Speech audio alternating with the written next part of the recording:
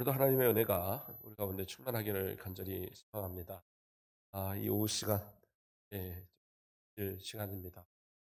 제가 비염이 좀 있어서 약을 좀, 요번에 의사 선생님이 약 좋은 걸로 바꿔드릴게요 하더니 너무 독해갖고 약을 먹고 나면 막 해롱해롱 하더니 목까지 감기 오는 거예요. 낮에 하고 하니까 목 잠겨서 지금 조금 이해해 주십시오. 목 관리를 잘하는 것도 목회자가 해야 될 건데. 아, 오늘 말씀의 제목은 하갈의 아들 느헤미야. 우리가 에스라서를 살폈고요. 느헤미야서를 살피고자.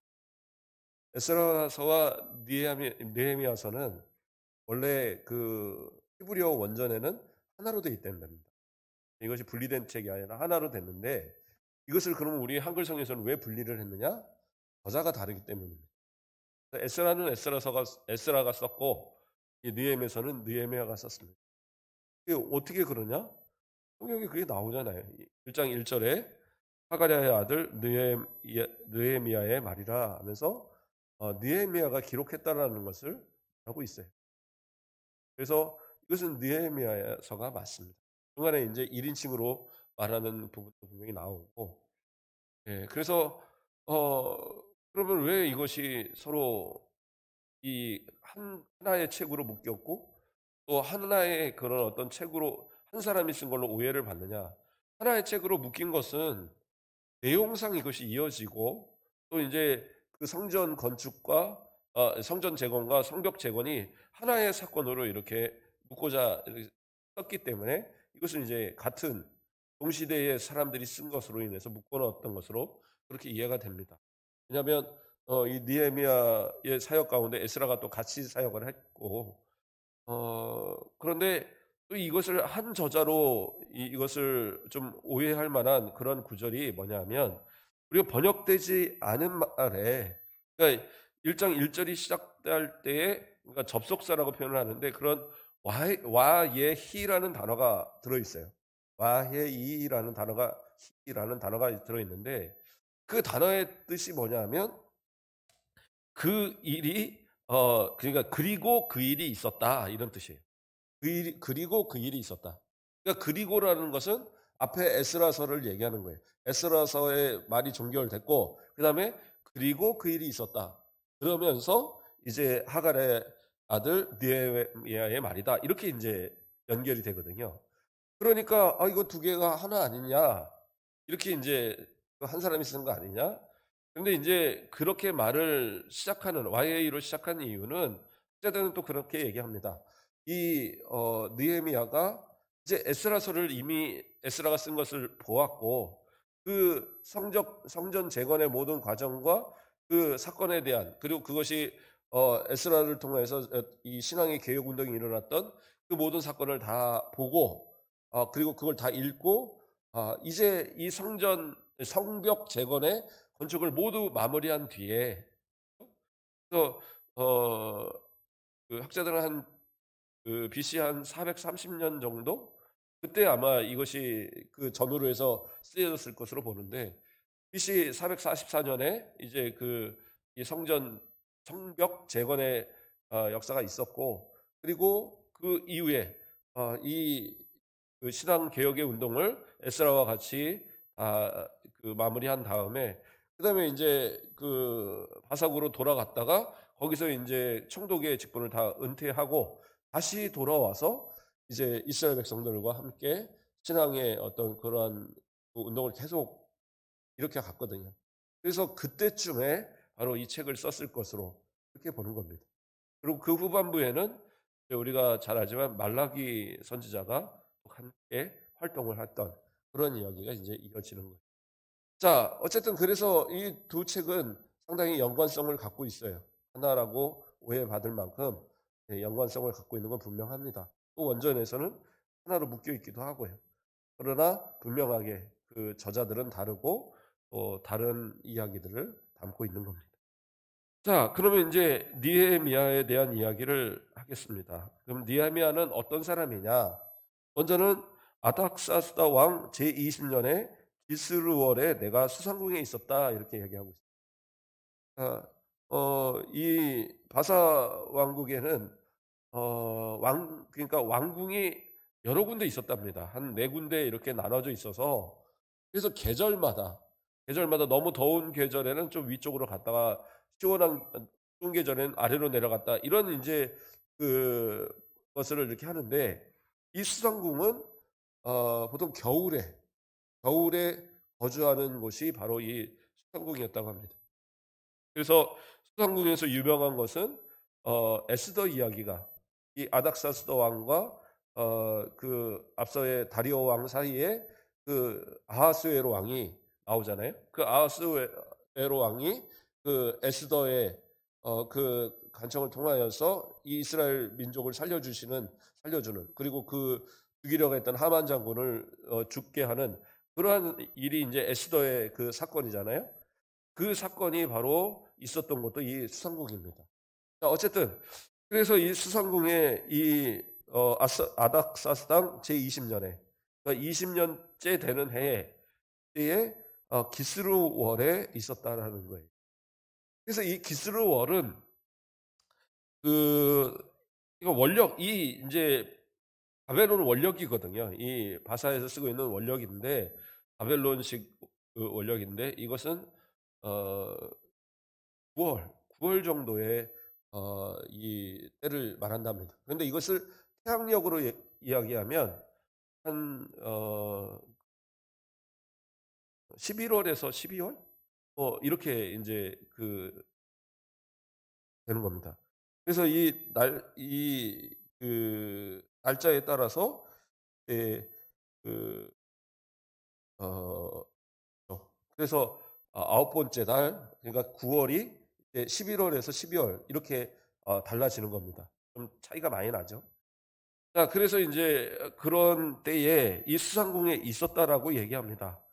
근데 인제 이때까지는 수상궁에 있긴 했지만 아닥사스다 왕은 이때 있지 않았던 걸로 보입니다.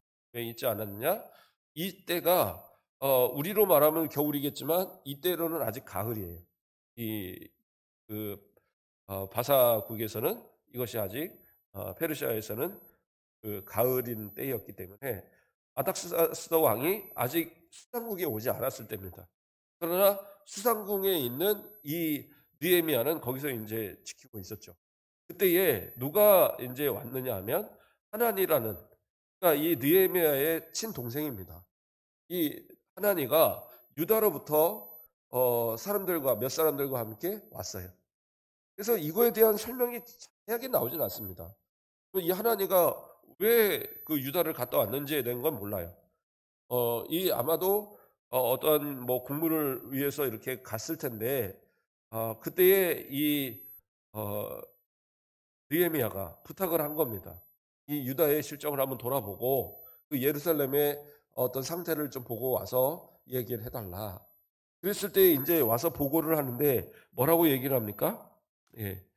내 형제들 가운데 하나인 하나니가 두어 사람과 함께 유다에서 내게 이르렀고 내게 그 사로잡힘을 면하고 남아 있는 유다와 예루살렘 사람들의 형편을 물은즉 뭐라고 대답합니까? 그들이 내게 이르되 사로잡힘을 면하고 남아 있는 자들이 그 지방 거기에 큰 환난을 당하고 능력을 받으며 예루살렘 성은 허물어지고 성문들은 불탔다 하는지라. 이렇게 보고를 받아요. 자, 이거를 보면서 어떤 생각이 듭니까? 자, 이게 지금 인제 거기 남아 있는 사람들은 지금 완전히 그 핍박을 받고 있는 그런 가운데 있고 큰 환난을 당했고 지금 성벽은 무너지고 성문은 불탔고 이런 상황입니다. 그럼 이게 어느 때를 얘기하는 겁니까? 언제를 이야기하는 것 같아요? 예. 어떤 일로 인해서 이러한 사건이 일어났다고 생각이 드십니까? 그냥 이야기만 보면 이게 예루살렘 남유다가 멸망했을 때의 상태 아닌가라고 오해하기 쉬워요. 근데 그게 아닙니다.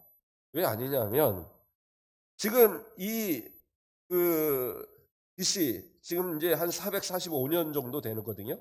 그러니까 444년에 성벽이 재건됐기 때문에 이건 이제 445년 정도 되는 때입니다. 그랬는데 이때까지 그 이스라엘 그러니까 남유다 멸망으로부터 이때까지의 시간이 몇 년이 되냐면 한 140년 정도 차이가 나는 겁니다.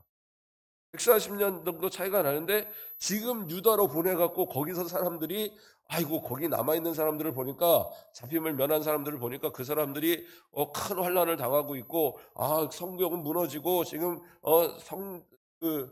성문은 불타고 지금 그런 상태입니다. 지금 그거를 보고할 리가 없거든요. 왜냐하면 이것은 어떻게 보면 느헤미야가 태어나기도 전의 이야기예요. 그 이야기를 지금 굳이 가서 자기 동생 하나니한테 가서 그것을 물어보고 와라, 살펴보고 와라, 그렇게 말할 리가 없죠. 뿐만 아니라 자기보다 지금 먼저 누가 가 있어요? 에스라가 가 있어요. 물론 에스라하고 서로 아는 관계가 있지는 않을 겁니다. 그러나 에스라가 가서 벌써 그 성전 재건의 모습들을 다 확인했고, 그리고 그때 이미 이제 종교 개혁을 일으키면서 뭔가 상당히 성벽은 아직 재건하지 못했지라도 전체적으로 어느 정도 안정이 돼 있었거든요. 그런데 그런 상황을 그 옛날 포로 끌려오기 전에 그 멸망의 때 그때의 상황을 지금 이야기한다? 그건 말이 안 되는 거예요. 그러면 이것은 어떻게 된 이야기냐? 그러니까 여기서 이제 우리가 말을 잘 이해를 해야 됩니다. 다시 살펴보면 3절에 내게 이르되 사로잡힘을 면하고 남아 있는 자들. 그러니까 여기서 사로잡힘을 면하고 남아 있다라는 것은 사로잡히지 않았다는 얘기가 아니라 사로잡혀 있다가 사로잡혀 있던 것을 면했다는 얘기예요. 그게 무슨 말이에요? 귀환한 사람들을 얘기하는 거예요. 1차 귀환, 2차 귀환. 그렇죠? 그 사람들을 얘기하는 거예요. 그래서 1, 2차 귀환하고 그 사람들이 벌써 지금 그곳에 있은 지가 한 90년이 넘죠. 그런 상황이 되는 겁니다. 2차 포로 귀환했던 1754명의 그 사람들도 벌써 13년째가 되는 그런 해가 되는 거예요. 그러니까 인구적으로 좀 불었겠죠. 좀 많이 불었을 겁니다. 어쨌든 그런 상황에 있는 그 모습입니다. 그러면 그들이 왜 환난을 당하고 있느냐? 그것은 이제 에스라서 5장쯤에 우리가 보면서 거기서 이제 그런 면을 봤어요. 아닥사스 때의 조소가 들어가고 조소가 아직 있을 때가 아닌데 아닥사스 때의 조소까지 얘기하면서 성전 재건과 더불어서 성벽 재건을 함께 이야기하는 그런 내용이 나와요.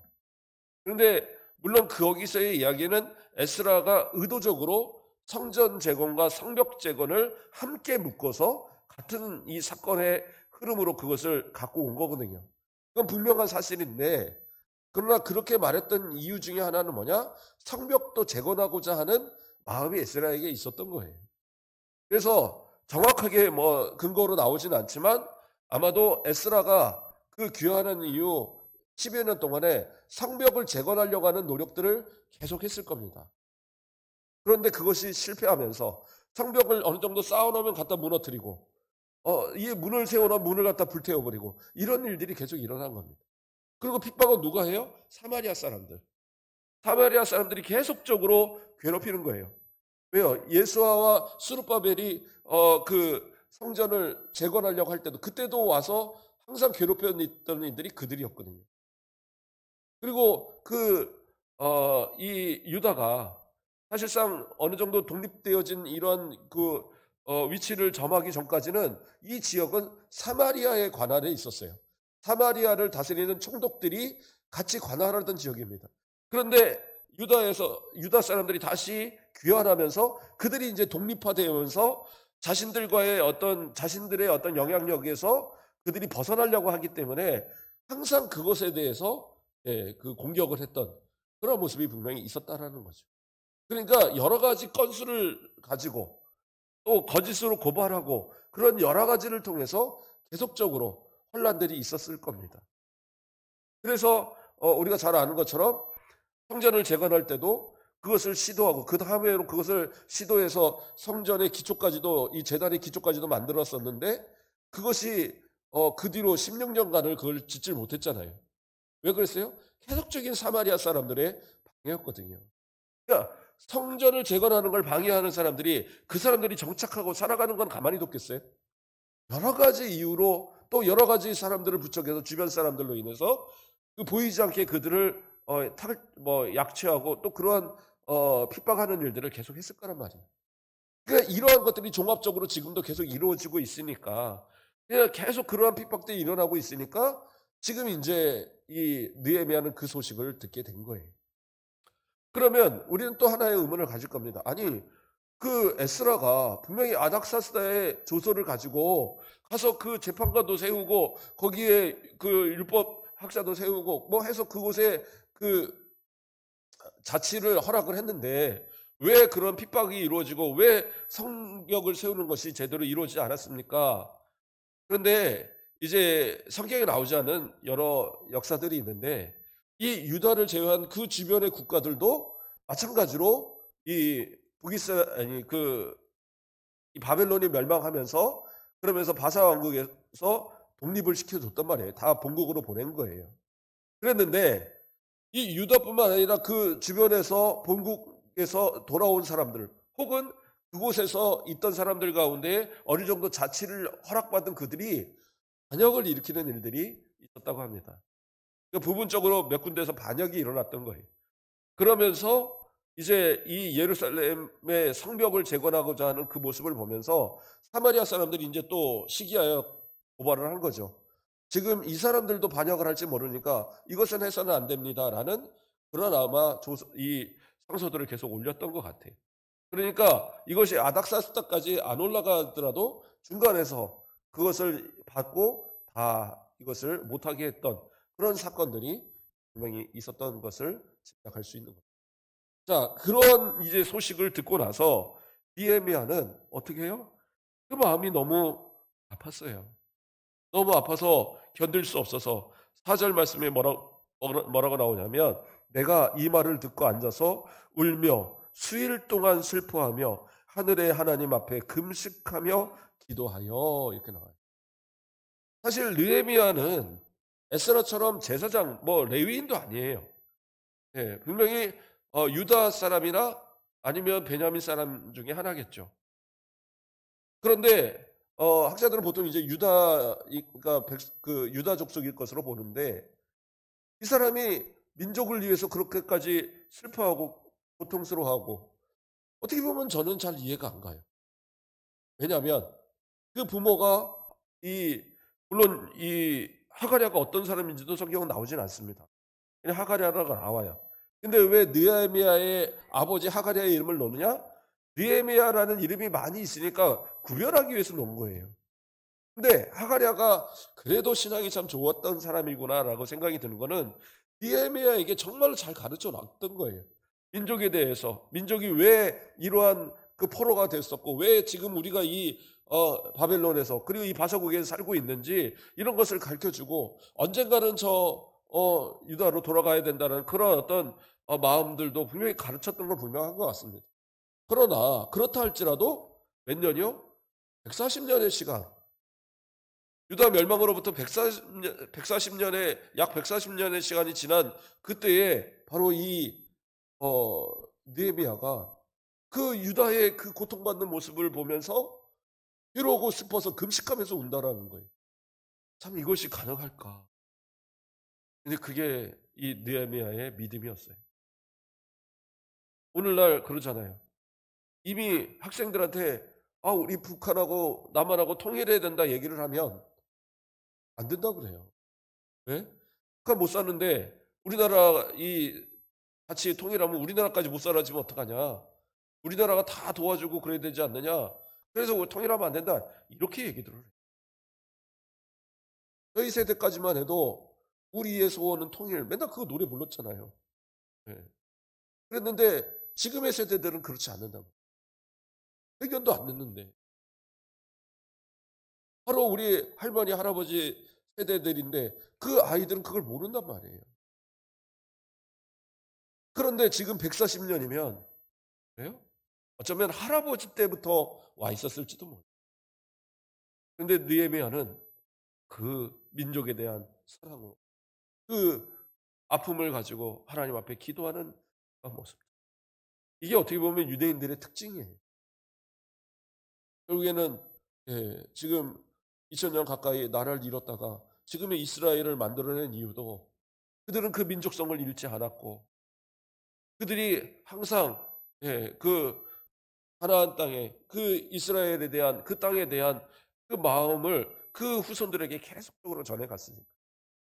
저는 신앙에도 우리도 그러한 모습들을 좀 전해 줘야 되지 않을까라는 생각들.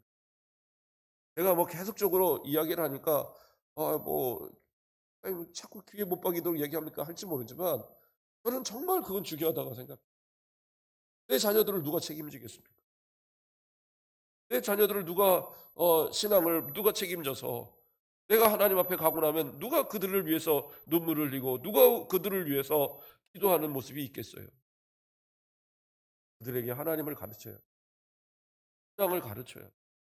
그래서 그 후손의 후손의 후손이 가도 그들도 하나님을 생각하면서 또 하나님의 나라를 위해서 눈물 흘리고 기도할 수 있는 이러한 모습들이 있어야 되겠죠.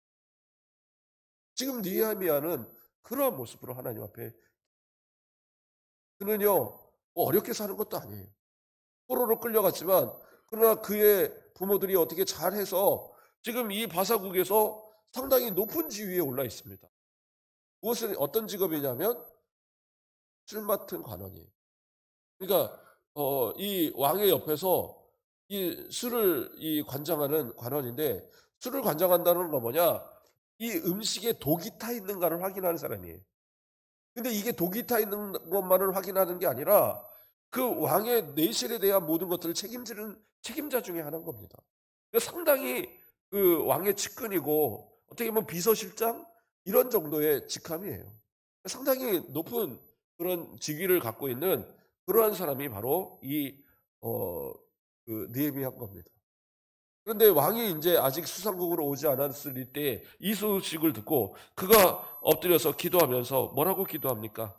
1장 이제 4절 5 절부터 나오는데 이런 말씀을 합니다. 중간중간 제가 읽어 드릴게요. "주를 사랑하고 주의 계명을 지키는 자에게 언약을 지키시며 긍휼을 베푸시는 주여 간구하나이다." 하나님을 언약의 하나님으로 불러요. 이유는 뭐냐? 자신들이 언약을 어겼기 때문에 지금 이렇게 포로가 되었지만 언약으로 분명히 돌이키고 회개하면 하나님 다시 회복시키신다고 약속하셨거든요. 그 율법의 약속을 의지해서 기도하는 거예요. 말씀을 의지해서 기도합니다. 그리고 회개해요. 우리 이스라엘 자손이 주께 범죄한 죄를 자복하오니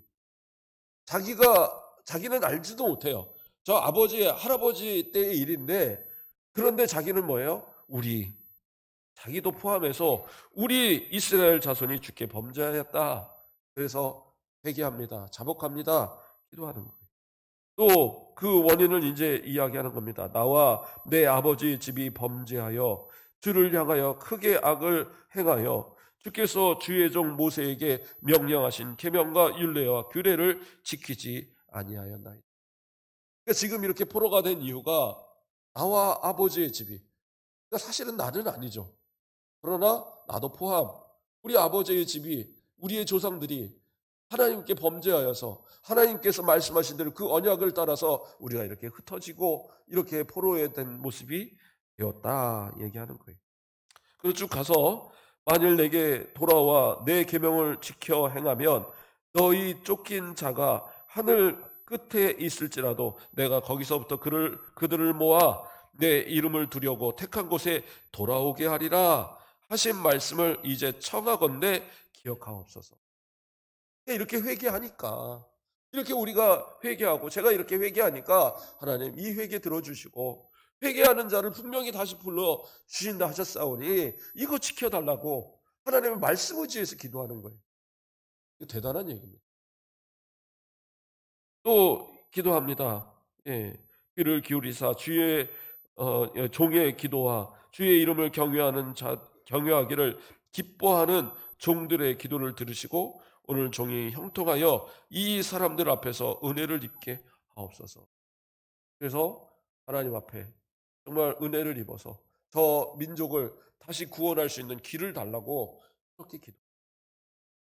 느헤미야 이 한 사람의 기도가 얼마나 놀라운 큰 역사를 이룹니다. 예. 이제 우리가 살펴보겠지만 이 간절한 기도를 하나님이 들어주셔서 그 언약에 그 의지하여 기도한 이 느헤미야 하나를 들어 주셔서 이 느헤미야를 통해서 하나님께서 성벽을 재건하게 하시고, 성벽을 재건했다라는 것은 나라가 기틀을 다시 세웠다는 얘기거든요. 그러니까 이건 되게 중요한 얘기입니다. 그리고 그 민족에 다시 부흥을 일으키는 이 역사를 일으킨 사람이 누구냐? 그 주역이 되었던 사람이 바로 이 주인공이 느헤미야란 말이에요. 그러니까 이러한 모습들, 어떻게 보면 그런 것 같아요. 하나님께서는 그 한참 어두운 시대에 항상 빛과 같은 사람들을 하나씩 세우시는 거예요. 언제나. 그래서 그들이 선지자이기도 하고, 때로는 뭐 다윗과 같은 왕이기도 하고, 또 이렇게 느헤미야나 에스라나 그 앞서서 예수와 같은 그러한 민족을 이끌어가는 자들을 만들어내셔요. 오늘날은 누가 그런 사람이 돼야 되겠습니까? 우리 교회, 우리 장로님들, 우리 권사님들, 안수집사님들, 우리 집사님들 한번 소망을 품어보세요. 하나님의 말씀 의지해서 기도해 보세요. 님, 하나님께서 약속하시지 않았습니까? 느헤미야에게 주셨던 그 은혜가 우리에게도 있게 하옵소서. 기도하면 나를 통해서 역사하시는 은혜가 어떻게 우리 교회에 임할지 몰라요. 우리 가정에 모든 것을 두고 한번 기도해 보세요. 하나님께서 기도하라고 나를 세우셨는데 나를 통해서 어떠한 역사가 일어날지, 내 자녀가 어떻게 앞으로 하나님의 역사를 이루어갈지, 내 가정이 하나님께서 어떻게 복을 주실지 한번 기대하면서 하나님 말씀 의지해서, 말씀을 의지하려도 말씀을 안 보니까 잘 모르고 안 들어서 모르고 그러면 안 되죠. 말씀을 잡고 오늘 내게 어떤 말씀을 주시면 말씀에 좀 소망을 가지고, 아, 이 말씀 내게 주신 약속입니다. 이거 가지고 내가 한 주 기도하겠습니다 하면 매달로 기도해 보는 거예요. 하나님 말씀은 약속이에요. 언약이에요. 구약과 신약 약속의 말씀이라는 거잖아요. 그 말씀을 가지고 기도하면 하나님 반드시 응답하세요. 느헤미야는 그렇게 기도했어요. 그리고 이제 하나님께서 어떻게 그것을 응답하게 만들어 가시느냐. 1장 11절 말씀을 보면, 주여, 죄송합니다. 1장 11절이 아니라 2장 1절 말씀을 보면, 아닥사스다 왕 제20년 니산월에 왕 앞에 포도주가 있기로 내가 그 포도주를 왕에게 드렸는데 이전에 내가 왕 앞에서 수심이 없었더니, 이렇게 나오죠. 예. 그러니까 이 술 맡은 관원으로서 이거 이제 술을 드리는 장면이 나오는데, 이때가 언제냐? 20년 니산월이라고 나와요. 그 니산월은 몇 월이냐면 1월입니다. 1월인데 그러니까 이제 3, 4월 정도 되나요? 그렇게 되겠죠? 태양력으로. 근데 이제 1월이 이게 완전한 1월이 아니라 그러니까 이 전해와 이렇게 걸쳐진 그런 해입니다. 그렇기 때문에 여기서 같은 20년으로 말하고 있는 거예요. 어떻게 보면 해가 하나 넘어가야 되는 건데 21년이 돼야 되는 건데 이것을 같은 해로 그냥 20년 니산월을 하는 것은 이게 원력을 따지면서 이 태양계하고 맞물리면서 해를 나눌 때 이것이 이제 넘어가는 그것을 이게 이제 어중간하게 이렇게 잡는 그게 있더라고요. 그래서 이것을 해를 바꾸지 않고 20년이라고 이렇게 했다. 여기 그렇게 나와요. 네, 저도 뭐 찾아본 겁니다. 자, 그래서 인제 포도주를 바치는데 그때에 인제 수심하고 있으니까 왕이 말하는 거예요. 2절에 왕이 내게 이르되 내가 병이 없거늘 어찌하여 얼굴에 수심이 있느냐. 그러니까 이제 왕이 겨울이 되어서, 이때가 이제 겨울이거든요. 겨울이 돼서 이제 그 수상궁으로 왔는데, 수상궁에 왔는데 그 수상궁에 왔을 때에 그 뭡니까? 어 술을 갖다다 드렸는데 왕이 보니까 이전까지의 모습 속에서는 이런 모습이 없었는데 얼굴이 딱 굳어 있는 거예요. 뭔가 슬퍼하는 듯한, 아니면 뭐가 불만이 있는 듯한 그런 표정을 갖고 있는 거예요. 근데 이것은 어떻게 보면 왕에 대한 이건 큰 신뢰거든요. 자기의 개인의 감정을 드러내서 그 앞에서 그러한 모습을 보여서는 안 돼요. 그래서 이러한 잘못은 때로는 이것이 왕에 대한 불만이다 표현해서 그를 그냥 죽여서 사형을 시켜도 충분할 만한 그러한 죄목이 될 수도 있다고 그러더라고요. 실제로 그렇게 죽은 사람도 있다라는 그러한 문헌이 있대요. 자, 그런데 이 왕이 그렇게 물으니까 그때 이제 뭡니까? 2절 끝에 보면 그때에 내가 크게 두려워하여 이렇게 나옵니다. 그 두려워한 거예요. 왕을 두려워한 겁니다. 지금 자칫 잘못 대답했다가는 죽을 수도 있는 상황입니다. 그런데 왕께 대답하되 왕은 만세수하옵소서 내 조상들이 묘실이 있는 성읍이 이제까지 황폐하고 성문이 불탔사오니 내가 어찌 얼굴이 수심이 없사오리까 이렇게. 그래서 자신이 이 몇 달 동안 지금 마음에 갖고 있으면서 어떻게 하면 왕에게 얘기하고 허락을 받을까 하는 그렇게 했던 말을 이 기회를 타서 이야기한 거예요. 근데 그것을 왕이 좋게 봤어요. 4절 말씀을 보면 왕이 내게 이르되 그러면 내게 내가 무엇을 원하느냐? 그것을 얘기하는 거예요. 원하는 것을 얘기해 봐라. 그러고 이제 뭐라고 대답합니까? 내가 곧 하늘에 하나님께 묵도하고 먼저 기도했어요. 이 대답을 하기 전에 조용히 기도한 겁니다. 하나님 도와주세요. 그리고는 이제 이야기합니다. 어, 종이 왕의 목전에서 은혜를 입었사오면 나를 유다 땅 나의 조상들의 묘실에 있는 성읍에 보내어 그 성읍을 건축하게 하옵소서. 예. 그러면서 그 뒤에 뭐라고 해요? 그때 왕후도 왕 곁에 앉아 있었더라. 그러니까 아까 뭐라고 그랬어요? 이 술 맡은 관원이었던 이 느헤미야는 왕의 그 내실에 대한 거, 그러니까 그 안에서 필요한 것들까지 같이 관장을 하는 그런 사람이에요. 그래서 왕의 음식이라든가 이런 모든 걸 같이 관장을 하다 보니까 왕후들과도 상당한 친분이 있는 겁니다. 그래서 여기서 굳이 여기다 왕후가 함께 있었다라는 말을 넣은 거는 왕후의 협조가 있었음을 얘기하는 거예요. 자, 어쨌든 이어서 갑니다. 왕이 내게 이르시되 내가 몇 날에 다녀올 길이며 어느 때에 돌아오겠느냐 하고 왕이 나를 보내기를 좋게 여기시기로 내가 기한을 정하고. 그러니까 왕이 기분 좋게 그래? 아, 그래 갔다 와라. 옆에 있는 왕후도 아이고 보내줍시다. 그동안 우리한테 얼마나 잘했는데 그 자기 민족 가서 그 조상 무너진 묘 좀 살피고 거기 성벽 좀 만들겠다는데 그거 못 들어주겠습니까? 해주시죠. 아, 그럴까? 그렇게 돼버린 거예요. 아주 그냥 은혜롭게 잘 진행이 된 겁니다.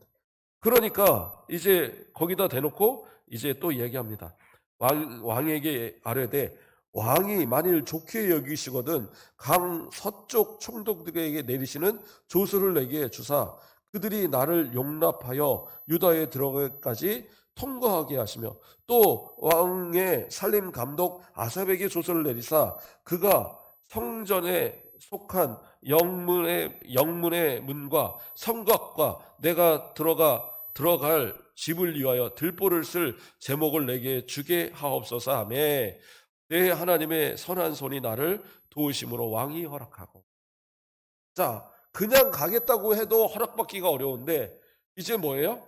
그 성벽을 재건하는데 필요한 그 재료들을 얻게 해주고 그리고 이 서쪽 이 총독들에게 이 조서를 나눠달라는 것은 방해하지 못하도록 이 성벽을 방해하지 못하도록 그러한 것들을 달라는 거거든요. 근데 왕이 그것을 다 허락을 하는 거예요. 근데 그것을 뭐라고 얘기합니까? 하나님의 선한 손이 나를 도우심으로 왕이 허락하고 허락은 왕이 했지만 이건 누가 하신 일이냐? 하나님이 하시는 거라는 거예요. 왜냐하면 이건 기적이에요.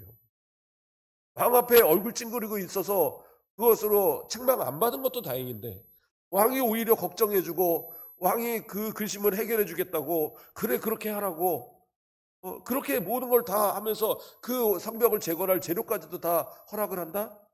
이건 있을 수 없는 일이야. 근데 이게 가능한 일이 뭐예요? 하나님께 기도했기 때문에. 느헤미야가 하나님 앞에 기도하니까 하나님께서 이러한 어떻게 보면 불가능한 일을 왕을 통해서 이게 가능하도록 하나님의 그 선한 손이 능력을 보이셨다라는 거예요. 저와 여러분도 마찬가지입니다. 안 될 것 같죠? 하나님의 능력 안에 안 되는 거 없어요. 왜? 하나님은 전능하신 하나님이시거든요. 전능하신 하나님이 못한다? 그거는 믿음이 아니에요. 하나님은 전능하신 하나님이기 때문에 무엇이든 합니다. 못하는 건 못해요? 왜 못해요? 내 믿음이 부족. 믿으려면 끝까지 믿어야 되고 확실히 믿어야죠. 이 느헤미야의 기도를 들으신 하나님께서 이 기회를 통해서 이렇게 은혜 주시는 모습들이 있더라는 거예요. 자, 그러면서 한 절만 더 읽어 보겠습니다. 10절 말씀을 보면 호론 사람 산발락과 종이었던 암몬 사람 도비아가 이스라엘 자손을 흥왕하게 하려는 사람이 왔다함을 듣고 심히 근심하더라. 이렇게 얘기합니다. 이제 이 하나님의 도우심으로 이그 느헤미야가 급히 모든 걸 다 준비해서 유다로 왔는데 누가요? 이 산발락과 도비아가 근심했다. 뭐예요? 이제까지 우리가 방해하면서 이제까지 성벽을 못하게 해왔는데 이제는 더 이상 막지를 못하겠구나 하는 생각에 근심했다라는 거예요. 그러니까 이들이 바로 앞서서 그 백성들을 핍박하고 그렇죠? 그들을 성벽을 재건하지 못하도록 방해했던 그 주범이 바로 이 산발락과 도비야 이 사마리아 사람들이었던 이 모습들이 지금 이 내용에서 나옵니다. 오늘은 여기까지만 보도록 하겠습니다.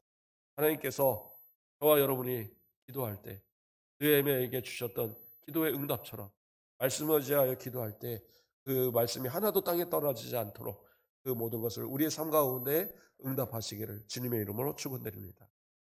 기도하겠습니다.